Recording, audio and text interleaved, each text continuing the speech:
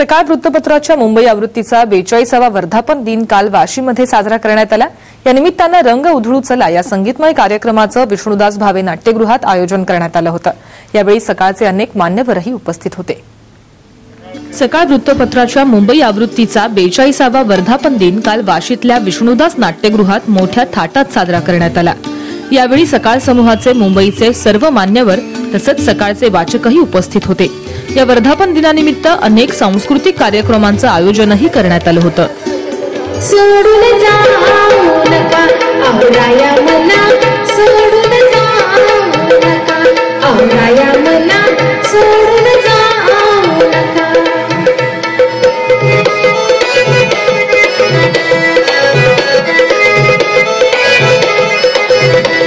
या कार्यक्रमाला ठाण्याचे पालकमंत्री गणेश नाईक, नवी मुंबईचे महापौर सागर नाईकही उपस्थित होते। सकाळ समूह अशाच प्रकारे आपलं ध्येय गाठत राहील अशा शब्दात त्यांनी सकाळला शुभेच्छा दिल्या। खरं म्हणजे साम टीव्ही आणि सकाळ यांनी हा उपक्रम घेऊन एक प्रकारे अतिशय महत्त्वाच्या विषयाला एक्सपोजर दिलेले असं मी समजतो। सकाळ वर्धापन दिनानिमित्त रंग उधळू चला या सांस्कृतिक कार्यक्रमाचं आयोजनही करण्यात आलं होतं। आपल्या नृत्याच्या अदाकारीनं सर्वांना भुलवून टाकणाऱ्या लावणी कलावंत माया खुटेगावकर, संजीवनी मुळे नगरकर आणि प्रियांका शेट्टी यांच्या मुलाखतीही सादर करण्यात आल्या। त्यांच्या जीवनाचे अनेक पैलू त्यांनी यावेळी उलगडले। लावणीचा जो कार्यक्रम आम्ही केला तर त्यामध्ये आम्ही मला वाटतं 50 प्रयोग केले असतील त्याचे।